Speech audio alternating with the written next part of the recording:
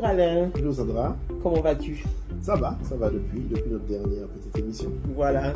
Alors nous revoici de nouveau aujourd'hui pour vous servir avec une petite émission impromptue, j'ai envie de dire, mais c'est un sujet qu'on travaille depuis un certain nombre de temps et qu'on a envie de partager avec vous aujourd'hui. Alors le sujet du jour, la Cour de justice du ciel. Ah, sujet extraordinaire ça. Sujet extraordinaire. La Cour de justice, c'est un sujet assez intéressant, je pense. Voilà, un sujet qu'on n'a pas l'habitude de traiter, sur lequel on va commencer à travailler aujourd'hui. Voilà, on va essayer de vous donner quelques éléments sur la Cour de justice pour que vous puissiez améliorer cette relation avec Dieu, votre manière de demander, de pouvoir prier avec efficacité et de pouvoir justifier toutes vos demandes, parce que la justice justifie. Et donc, que vos prières soient justifiées et efficaces sur le plan spirituel. Amen. Alors, je vais commencer peut-être par lire quelques versets parce que ceux qui nous regardent vont peut-être dire, mais pourquoi ils décident de parler de la Cour de justice du ciel? On parle de la Cour de justice sur la terre, on a l'habitude du vocabulaire du tribunal sur la terre, et on se rend compte que dans la Bible, finalement, il y a aussi une bonne partie de la Bible qui a un vocabulaire d'un tribunal au niveau du ciel. Donc, nous avons pris le temps de vous répertorier quelques versets et vous allez voir que le même tribunal qui existe sur la terre, il en existe un aussi au niveau du ciel et à mon avis, celui-là est beaucoup plus important. Tout à fait. Voilà. Alors, nous vous invitons à prendre d'abord 1 Jean 2 au verset 1. On va commencer par ce verset. « Mes petits enfants, je vous écris ces choses afin que vous ne péchiez point. Et si quelqu'un a péché, nous avons un avocat auprès du Père, Jésus-Christ le juste. » Voilà, le premier élément. Avocat. C'est un avocat. Donc en fait, nous avons un avocat auprès du Père. Qui dit avocat, donc l'avocat, vous connaissez son rôle, c'est de prendre nos doléances, d'étudier nos doléances et de pouvoir le présenter devant le juge, devant notre adversaire. Donc qui dit avocat, c'est qu'il y a un adversaire. Tout à fait. Un adversaire qui va en fait, la partie adverse, comme on a dit, qui va en fait se présenter et qui va en fait essayer de nous accuser, de pouvoir en fait dire à Dieu que nous avons péché et que nous sommes condamnables. Tout à fait. Alors tu fais bien de parler d'accusateur parce qu'on va trouver son verset à lui aussi. Dans Apocalypse 12, verset 10. Et j'entendis dans le ciel une voix forte qui disait, maintenant le salut est arrivé et la puissance et le règne de notre Dieu et l'autorité de son Christ, car il a été précipité, l'accusateur de nos frères, celui qui les accusait devant notre Dieu jour et nuit. Voilà, donc voilà le verset qui donne le fait de l'accusateur. On a dit avocat, donc on a vu l'accusateur, donc qui est Satan, qui nous accuse chaque jour. Nous allons voir tout à l'heure comment il nous accuse et à quel moment il a le droit aussi de nous accuser. Puisqu'en fait, s'il nous accuse nuit et jour, c'est qu'en fait, il a des éléments en sa main. C'est-à-dire que lorsque quelqu'un vient devant la Cour de justice pour accuser, c'est qu'il a des éléments en main. Nous allons voir également quel élément que nous lui donnions pour pouvoir nous accuser. D'accord? Tout à fait. Alors, on continue avec le vocabulaire du tribunal, le vocabulaire judiciaire. Dans Jean 12, verset 48, on dit « Si quelqu'un ne veut pas de moi et refuse mes paroles, il sera jugé le dernier jour. Ce sont mes paroles qui le condamneront. » Donc là, on voit le juger, donc qui dit juger, dit juge. Tout à fait. Donc on voit maintenant qu'il y a le juge qui va émettre la sentence. Et la sentence, c'est la parole de Dieu qui émet la sentence. Et il y a une condamnation là. Il y a une condamnation. D'accord? Parce que la parole de Dieu là ça c'est également le principe du jugement qui va s'exercer sur tout le monde. D'accord?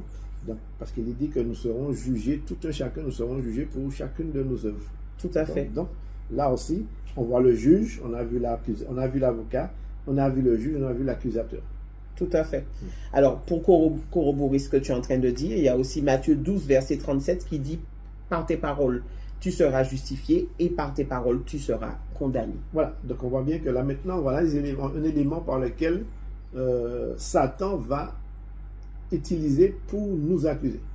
Par nos paroles, on peut être condamné. Par nos paroles, on peut être justifié. Donc les paroles que nous allons prononcer, ce sont des principales choses sur lesquelles Satan va s'appuyer. Il y a aussi nos actes, mais aussi nos paroles. Nos paroles, ce sont ceux en fait que Satan utilise contre nous-mêmes pour pouvoir nous accuser. C'est-à-dire qu'on va voir quelles sont ces paroles que nous pouvons prononcer qui va permettre à Satan de nous accuser. Tout à fait. Alors on continue avec le vocabulaire de la cour de justice et nous prenons Apocalypse 20, versets 11 à 13. Puis je vis un grand trône blanc et celui qui était assis dessus. La terre et le ciel s'enfuirent devant sa face, et il ne fut plus trouvé de place pour eux. Et je vis les morts, les grands et les petits, qui se tenaient devant le trône. Des livres furent ouverts, et un autre livre fut ouvert, celui qui est le livre de vie. Et les morts furent jugés selon leurs œuvres, d'après ce qui était écrit dans ces livres. La mer rendit les morts qui étaient en elle, la mort et le séjour des morts rendirent les morts qui étaient en eux, et chacun fut jugé selon ses œuvres. Voilà. Donc on voit qu'il y a des livres et un autre livre. Donc là, il y a des livres, donc chacun de nous avons un livre. Nous avons chacun notre livre de vie, donc qui détermine notre vie selon nos actes. Et c'est pourquoi il dit que chacun fut jugé selon ses œuvres. Mais il y a aussi le livre de vie, qui est celui sur lequel Jésus va écrire notre nom, celui sur lequel Jésus va utiliser pour pouvoir nous défendre. Et c'est lui c'est l'avocat, en fait, qui a ce livre, qui a ces éléments de défense en notre faveur, en la personne de Jésus-Christ, par sa mort et sa résurrection. Tout à fait. Donc, on continue avec le verset clé. Le verset clé que nous vous invitons à prendre, c'est Daniel 7, verset 10. Un fleuve de feu jaillissait et coulait devant lui. Des millions d'êtres le servaient et des centaines de millions se tenaient debout devant lui. La cour de justice prit place et l'on ouvrit des livres. Voilà, donc on a vu les livres et on voit que la cour de justice, donc sur lequel nous voulons y arriver, pardon. Donc la cour de justice prit place. C'est-à-dire que la cour de justice va prendre place à un moment donné pour pouvoir juger les vivants et les morts. C'est ça. Et je crois que, pour bien comprendre que, effectivement, donc ce qu'on voulait vous dire, c'est qu'il y a vraiment une cour de justice au ciel. Tout à fait. Au ciel. Qui va juger les vivants et les morts, qui juge nos actes dès actuellement, qui défend notre cause. Lorsque nous venons prier, lorsque Dieu nous dit de faire des prières et des supplications, on va chercher une version pour mieux expliquer cela. Et puis il y a eu des supplications, c'est pour mieux expliquer notre cause, pour obtenir miséricorde auprès de Dieu. C'est ça. Alors, on pourrait se demander, mais comment fonctionne une cour de justice sur la terre? Donc, quels sont les personnages qui sont en activité dans une cour de justice? On sait qu'il y a le procureur de la République, en tout cas dans le système français, il y a le procureur. En face de lui, il y a l'avocat qui est chargé de défendre l'accusé. Donc l'avocat, l'accusateur, il y a le procureur général qui va agir sur l'accusé en fait. C'est ça. Qui va demander la condamnation. C'est ça. Donc c'est lui Satan en fait, le procureur général. Et puis surtout, on n'arrive pas devant une cour de justice sans avoir préparé son sujet. Voilà. Quand il y a une affaire en cours, on monte avec tous les articles de loi qui vont aider à défendre celui qui est en cause. Et on n'arrive pas les mains ballantes tranquillement. Ouais. Donc, une plaidoirie, ça se prépare. Tout à fait. Donc, chacun prépare sa plaidoirie, le procureur général et l'avocat de la défense, qui est en l'occurrence Jésus-Christ, l'avocat de la défense, qui va nous défendre. Il y a un verset qui en parle, le défenseur de nos frères. C'est ça. Et tout est basé sur, si on reste sur le tribunal terrestre, tout est basé sur des textes de loi. Voilà. Et à partir du moment où on connaît la loi, et c'est là où on veut mettre l'accent aujourd'hui, à partir du moment où on connaît la loi, il y a plus à discuter parce que tout est codifié dans un livre qu'on appelle le Code civil. Voilà. Donc, à partir du moment où vous connaissez votre loi, vous avez forcément gain de cause parce que la loi doit être respectée. Voilà. C'est pas plus compliqué que ça. Exact. De comprendre que lorsque nous venons d'un avocat vient défendre la cause d'une victime, c'est-à-dire que quelqu'un qui veut permettre la liberté ou bien lui dire, bon voilà, comment expliquer qu'il n'a pas fait cet acte. Donc il va venir avec des arguments, avec des lois et avec des textes de loi qui lui permettent de détailler en fait sa plaidoirie. Donc il va venir avec tous ces textes en présentant toute une série d'éléments avec des preuves pour montrer que lui, oui, d'accord, lui, il y a quelque chose qui s'est passé, mais il n'en est pas la cause et il doit être acquitté. D'accord? Donc, on peut être acquitté par notre Dieu, notre Seigneur Jésus-Christ, qui a payé le prix. D'accord? Alors, comme nous venons de le lire avec tous les versets que nous avons cités à l'appui, on voit qu'il y a bien un tribunal au niveau du ciel. Exact. Une cour de justice. Tout à fait. Donc, c'est ce que donne Daniel 7 au verset 10. Et la cour de justice prit place et l'on ouvrit des livres. Tout à fait. Alors, comment faire justement pour accéder à cette cour de justice? Parce que c'est bien joli de savoir qu'il y a une cour de justice qui existe dans le ciel, mais est-ce que nous, en tant que chrétiens, nous y avons accès? Tout à fait. Dans Hébreux 4 au verset 7, je laisse lire ce verset. Alors, approchons-nous donc du trône du Dieu de grâce avec pleine assurance. Là, Dieu nous accordera sa bonté et nous donnera sa grâce pour que nous soyons secourus au bon moment. Voilà. Donc, on voit bien que le trône, là, il parle pour les chrétiens du trône du Dieu de grâce. Il ne parle pas du trône, là, de justice. Donc, on voit bien que notre statut a changé. C'est-à-dire que du trône de Dieu de grâce, c'est-à-dire que pour les chrétiens, c'est un trône de grâce. C'est-à-dire que qui dit grâce dit tout le temps des faveurs. C'est-à-dire que quelle que soit la manière dont nous allons y aller, il y aura toujours une grâce. C'est-à-dire que lorsque nous y allons, on voit bien que le terme entre la justice et condamnation a changé. C'est-à-dire que nous parlons maintenant de grâce. Dieu parle de grâce. C'est ça. Parce qu'il dit c'est par grâce que vous êtes sauvés par le moyen de la foi. Cela ne vient pas de vous, c'est un don de Dieu. Donc la grâce nous est offerte par le moyen de Jésus-Christ, par son sang et par sa mort et sa résurrection. Peut-être parce que quand on monte devant le trône de la grâce, on est couvert par le verset qui dit « Il n'y a aucune condamnation pour ceux qui sont en Jésus-Christ ». Exactement. Ce verset-là, il n'y a aucune condamnation pour ceux qui sont en Jésus-Christ, pour ceux qui ont reçu Jésus-Christ. C'est-à-dire qu'il faut bien comprendre que ceux qui n'ont pas reçu Jésus-Christ, il y a une condamnation. C'est-à-dire que les œuvres, les livres seront ouverts pour eux. Et le tribunal de justice sera mis en place pour eux. Pour nous qui y montons, nous serons bien sûr jugés, mais selon la grâce qui nous est offerte par Jésus-Christ, parce que nous avons cru à notre Sauveur. Parce que la Bible nous dit qu'ils ont péché. Le péché, pourquoi? Parce qu'ils ne croient pas en moi. C'est-à-dire que notre péché a été couvert, effacé par le son agneau, parce que nous croyons en Jésus-Christ. Nous croyons en son œuvre, nous croyons en sa mort, nous croyons en sa résurrection. Donc, nous venons, non pas en tant que condamnés, voilà. Mais nous partons sur la base de la victoire. De la victoire, et nous sommes d'ores et déjà justifiés. Ça nous dit que nous sommes ce qu'on appelle la justification, c'est-à-dire que nous sommes gratuitement justifiés par Jésus-Christ. C'est ça. Mais certaines personnes pourraient demander, mais vous parlez de monter devant le trône de la grâce. Comment on fait pour monter? D'ailleurs, c'est une question qu'on a eue la dernière fois, à la dernière réunion. Il y a quelqu'un qui a demandé, mais tu parles de monter, mais comment on fait pour monter devant le trône de la grâce? Voilà. Ça, c'est la grande question, à laquelle nous pouvons répondre avec Hébreux 10, verset 19, que nous vous invitons à prendre. Ainsi donc, frères et sœurs, nous avons une pleine liberté pour entrer dans le lieu très saint grâce au sang du sacrifice de Jésus. Il nous en a ouvert le chemin, un chemin nouveau et vivant à travers le rideau du sanctuaire, c'est-à-dire à travers son propre corps. Voilà.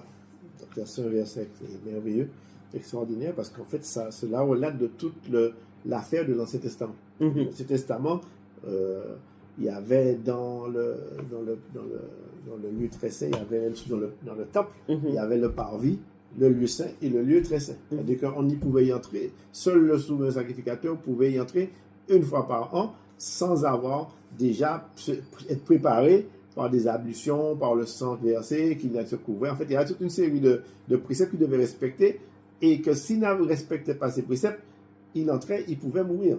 D'accord? Là, aujourd'hui, le chemin est ouvert par Jésus-Christ à travers son corps. C'est-à-dire que sa mort qui s'est produite à la croix a ouvert. Et n'est-ce pas le voile qui s'est déchiré, non pas de bas en haut, mais s'est déchiré de haut en bas pour que ne puisse pas dire que c'est quelqu'un, c'est un homme qui l'a fait. Donc le voile s'est déchiré de bas en haut. Donc le chemin a été ouvert pour tous ceux qui y croient. Donc nous avons une totale liberté pour entrer dans le lieu très saint. Là où le lieu très saint, c'est là où siège Dieu. C'est-à-dire que c'est personne n'y entre sans avoir été sanctifié. Et nous avons donc, si nous pouvons y entrer, c'est que nous sommes saints. Tout à fait. Et la sainteté vient par le fait que nous avons été sanctifiés une fois pour toutes, la Bible dit, et pour toujours, par le sang de l'agneau. Il y a 3 choses qui rendent saint: le sang, la parole et l'esprit. Donc, ceux qui ont reçu l'esprit de Dieu, c'est pourquoi on dit toujours, il faut que les hommes aient le Saint-Esprit. On ne peut pas entrer dans le très saint sans avoir le Saint-Esprit. Le Saint-Esprit va nous sanctifier et on aura cette lumière de cet esprit, cette grâce qui nous permettra d'accéder justement au trône de la grâce. Et c'est pourquoi en fait, celui qui n'a pas l'esprit, la Bible dit, celui qui n'a pas l'esprit de Dieu ne lui appartient pas. Voilà. Et donc, à ce moment-là, on peut monter et plaider. Voilà. Parce qu'il y a un verset qui nous dit dans Ésaïe 1, verset 18, « Venez et plaidons, dit l'Éternel. Si vos péchés sont comme le cramoisi, ils deviendront blancs comme la neige. S'ils sont rouges comme la pourpre, ils deviendront comme la neige. » Donc, voilà. Là, le mot plaider encore, on voit bien que c'est encore un vocabulaire de tribunal. Voilà. Et là, on se pose la question, mais pourquoi est-ce qu'on doit se défendre comme ça? Oui, parce qu'on a en fait les manières de condamnation, comme je disais tout à l'heure, c'est notre bouche. C'est-à-dire que par ta parole, on a dit tout à l'heure, au verset dans Matthieu 12, verset 37, car par tes paroles, tu seras justifié, par tes paroles, tu seras condamné. Fort souvent, nous, devant des situations, nous avons l'habitude d'être en colère, de maudire, de juger, de critiquer, de dire toutes sortes de choses que nous sommes en colère. Et nous ne nous rendons pas compte que toutes ces paroles seront utilisées contre nous par notre accusateur. Et c'est là que l'accusateur vient pour pouvoir nous accuser. On va voir peut-être les péchés de ceci, de cela, il n'a pas fait ci, il n'a pas fait ça, ou il a fait des choses. Mais fort souvent, nous péchons des fois beaucoup plus par notre propre parole. Le seul fait de juger un frère, c'est déjà une condamnation. Parce que la Bible dit, ne jugez pas, ne critiquez pas. Et c'est sur cette base-là que l'ennemi peut monter pour accuser. Ah, bien sûr. Par exemple, vous attendez une bénédiction depuis un moment. Le Seigneur envoie la bénédiction. Juste avant la bénédiction, vous pouvez avoir une opposition qui tombe juste devant. Et puis, par exemple, vous avez quelqu'un qui vous fait quelque chose et vous le tenez dans votre cœur. Vous êtes offensé. Eh bien, l'ennemi va dire, bon ben, il n'a plus droit à cette bénédiction-là, son cœur est rempli d'offenses, donc il va monter parce que vous-même, vous venez juste d'ouvrir une porte. Voilà. Donc, vous venez juste d'ouvrir une porte qui vous empêche d'accéder à ce à quoi vous aviez droit. Et lui, il peut dire, bon ben, je réclame, oui. Je passe devant le tribunal, je réclame, et puis voilà. N'oublie pas qu'il nous accuse nuit et jour. Donc, la moindre petite parole, mauvaise pensée que nous émettons, ça a de lourdes conséquences sur l'obtention de nos bénédictions. Parce qu'il est là pour ça, il nous accuse sur quoi? Sur ce qu'on va dire, en fait. Il nous accuse sur ce qu'on va proclamer. Tout à fait. Lorsque nous allons proclamer l'amour, la paix, la joie, la patience, la Bible dit dans tous ces versets, soyez patients, l'amour supporte tout, l'amour pardonne, l'amour ceci. Tous ces versets-là sont des éléments que Dieu nous donne pour pouvoir nous préserver de notre accusateur. Parce que chaque fois que nous allons utiliser, juger, critiquer, condamner, ne pas en manque d'amour, ce sera en fait des éléments par lesquels l'ennemi va nous utiliser pour nous accuser de ne pas pardonner. Celui-là, surtout celui-là encore. Surtout celui-là. Voilà. Celui-là, il est pas mal. Hein? Voilà. Et c'est pour ça qu'il faut apprendre de plus en plus, quand on avance dans notre marche chrétienne, apprendre à relâcher les gens tout de suite. Tout de suite. Il y a une offense qui est faite, je relâche tout de suite, et puis c'est tout. La parole dit que si je ne pardonne pas, Dieu ne me pardonnera pas.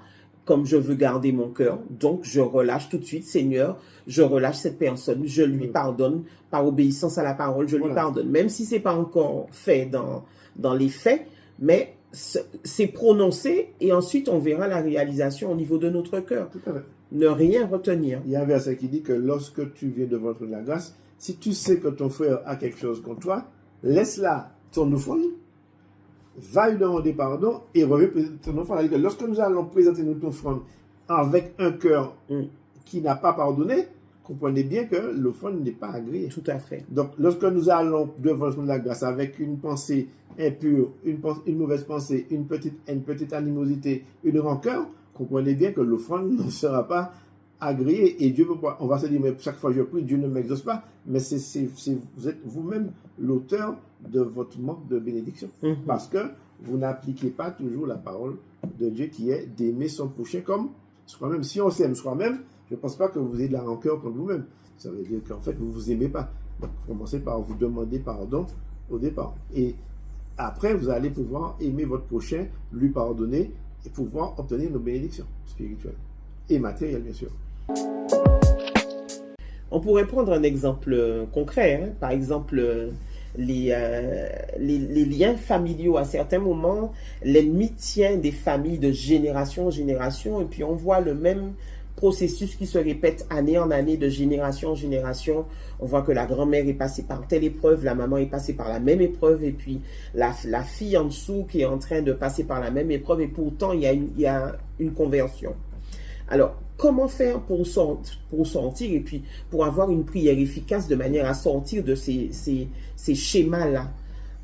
Donc, depuis tout à l'heure, on vous parle de la cour de justice. Dans une cour de justice, vous devez connaître la loi. Donc, la première étape, ce serait de demander au Seigneur quel verset vous allez utiliser pour pouvoir monter, vous défendre. Puisque quand on va dans un tribunal, on ne va pas dans un tribunal les mains vides sans avoir fait des recherches.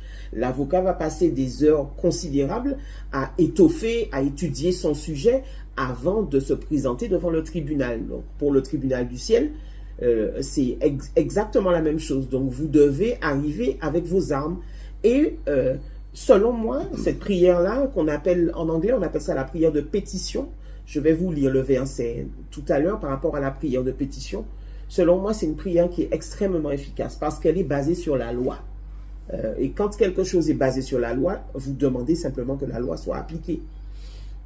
Si par exemple, vous savez que vous appartenez au Seigneur et que vous avez une entreprise, Deutéronome 28 vous pose le cadre. On vous dit que tout ce que vous allez faire sera béni, toute l'œuvre de vos mains sera bénie.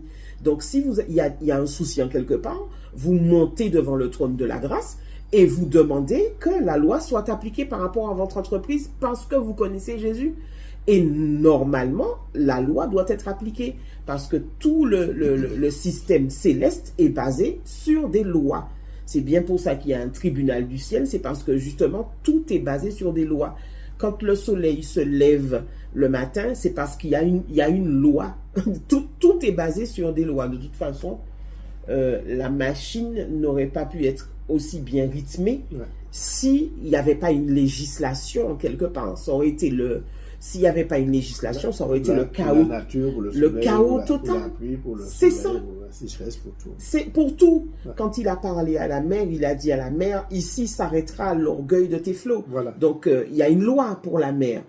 Quand la lune paraît, c'est parce qu'il a dit, d'ailleurs, il me semble qu'il a dit à Job, il a expliqué à Job, quand Job se plaignait, il lui a dit, est-ce qu'à un moment donné, il a dit à la lune de se lever ou au soleil de se lever. Ouais. Donc, il y a un ordre pour tout. Et à partir du moment où on connaît la loi, on peut monter, se défendre convenablement et, j'ai envie de dire, avoir gain de cause assez facilement. Ouais, tout à fait. Donc, d'où la prière de pétition, on va vous lire le verset. Voilà. Mais elle sera en anglais. On a pu bien comprendre parce que la version française dit des supplications. Oui. Donc, le verset anglais est plus explicite. Tout à fait. On va vous donner l'explication tout de suite. Alors, le verset, c'est Philippiens 4, verset 6. Alors, je vais vous lire dans la version en anglais, NIV, je vais traduire après. Do not be anxious about anything, but in every situation, by prayer and petition, with thanksgiving, present your request to God. Donc, ici, on parle de prière de pétition. Alors, une pétition, c'est quoi? Une pétition, justement, il il y a des fois, il y a des gens qui font des pétitions, donc ils se mettent à plusieurs et avant de signer la pétition, il y a tout un travail de recherche qui est fait pour exposer le sujet, prendre les textes de loi qui vont dans le cadre du sujet, et ensuite viennent les signatures de la quantité de personnes qui sont d'accord avec la pétition. Dans le but de demander quelque chose. Dans le but de demander quelque chose, et je dirais même d'obtenir gain de cause. C'est ça. Et c'est à ce moment-là que la pétition est soumise à une autorité qui est compétente. Donc, la prière de pétition, c'est ce dont on parlait tout à l'heure, c'est exactement la même chose. Vous préparez d'abord votre sujet, et une fois que vous êtes prêt, à ce moment-là, vous montez devant le trône de la grâce, comme on le citait tout à l'heure. Vous vous approchez avec assurance. Et qu'est-ce qui va vous donner l'assurance à ce moment-là? C'est le fait de savoir que vous êtes basé sur la parole. Parce que la parole, c'est la loi, et la loi aura toujours raison. Donc, si vous montez avec un réma que le Seigneur vous a donné, forcément, vous avez déjà gagné. Voilà. En fait, bien pour un petit peu ajouter à ce que tu dis, c'est-à-dire que lorsque vous allez prier, c'est-à-dire que vous allez prendre tous les versets qui concernent votre sujet. C'est-à-dire que si c'est par exemple bien d'une maladie, vous allez rechercher tous les versets sur lesquels Dieu parle de guérison. Par ces meurtrissures, je suis guéri, et c'est cela. Donc vous allez rechercher tous les versets là. À la croix, il a porté toutes mes maladies. Voilà. Toutes mes malédictions ont été levées sous moi. En fait, il n'y a plus de condamnation, je suis guéri.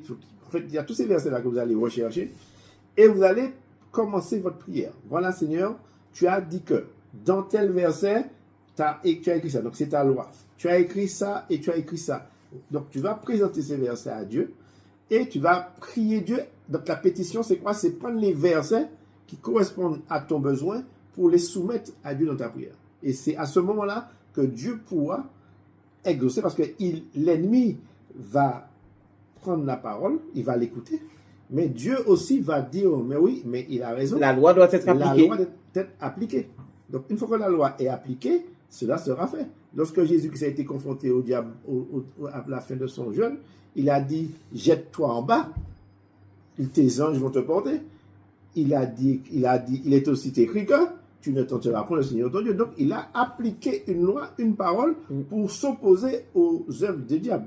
Donc, c'est la parole que nous prenons, parce que tu vois, bon, souvent on dit supplier, bon, on se met à genoux, on reste 2 heures, 3 heures, 4 heures, 5 heures à prier, mais finalement, on n'a rien présenté à Dieu pour notre défense. C'est-à-dire qu'on n'a pas plaidé. On n'a pas plaidé, voilà. On n'a pas plaidé, notre cause, venons et plaidons ensemble. Donc, je vais plaider, amener devant Dieu, voilà les versets. Et devant les versets, l'ennemi va se courber, Dieu va prendre position et va dire, voilà, adjugé, non condamné, guéri. C'est ça. Et quand nous montons comme ça, hein, moi je sais que je demande que mon affaire soit jugée, qu'elle soit jugée selon tel verset, que mon affaire passe devant le tribunal et qu'elle soit jugée. Et ce matin, quand je réfléchissais au sujet qu'on est en train de traiter en ce moment, je me dis, les fois où j'ai eu les prières, les exaucées le plus rapidement, c'est quand j'ai fait des prières de pétition. Par exemple, le jour où, bon, c'est un témoignage que j'ai déjà raconté sur Révèle-moi, le jour où j'étais dans la voiture et que j'ai dit à Dieu, je n'avais plus d'essence pour retourner à l'IUFM le lendemain, j'ai dit à Dieu, voici quelles ont été mes paroles. L'or et l'argent t'appartiennent. Ça, c'est un verset. Voilà. Je suis ton enfant, je ne m'en dirai pas. Il y a un verset qui correspond à ça aussi. Et après, j'ai dit, au nom de Jésus-Christ de Nazareth, je reçois ce que tu vas me donner parce que tu es mon père. J'ai dit, je suis ta fille, tu es mon père.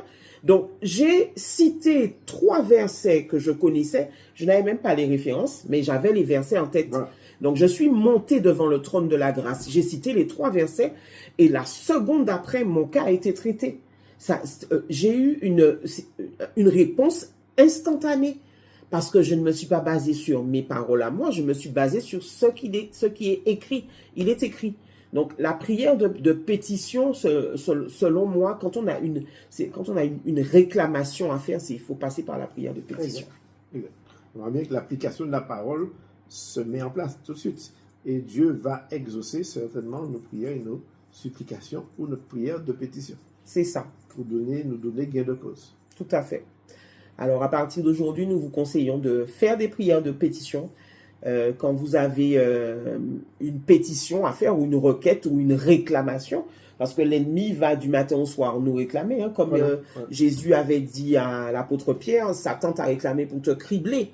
Donc lui, il va nous réclamer. Nous aussi, nous pouvons aller faire des réclamations et puis demander que la loi soit appliquée pour nous, parce que d'ailleurs, il y a un adage qui dit « Nul n'est censé ignorer la loi ». Donc comme quand nous la connaissons, nous devons demander qu'elle soit appliquée, puisqu'il ne faut pas oublier qu'on a en face de nous celui qui est venu pour dérober, égorger et détruire. Voilà. C'est son rôle. Exact. Juste pour parler de ce qu'il dit dans Hébreux 4, verset 16, « Approchons-nous donc du trône de Dieu et de grâce avec une pleine assurance. » C'est-à-dire que souvent, on peut se dire comme je suis encore sur terre, donc on peut m'approcher d'un trône qui est encore dans le ciel. C'est-à-dire que je n'ai pas lequel pas accès. La Bible dit là où deux ou trois sont réunis en son nom, Dieu est au milieu. C'est-à-dire que le trône de grâce descend justement au milieu de nous. Dans notre prière, il faut oublier que Dieu est omnipotent, omniprésent, omniscient. Donc Dieu est partout à la fois. Donc son trône vient. C'est-à-dire que ce que je prie, Seigneur, est émettre le simple mot, Seigneur, je m'approche du trône de la grâce. En esprit, Dieu nous transporte devant le trône de la grâce. Et le trône de Dieu, nous sommes devant et croyez que c'est toujours par la foi que nous faisons ces choses. Tout est fait par la foi. C'est-à-dire que nous n'avons pas besoin d'avoir des sensations, nous avons besoin d'avoir la foi, croire que ce que nous disons au nom de Jésus-Christ est accompli, et si vous croyez, cela sera fait. Voilà. Tout à fait.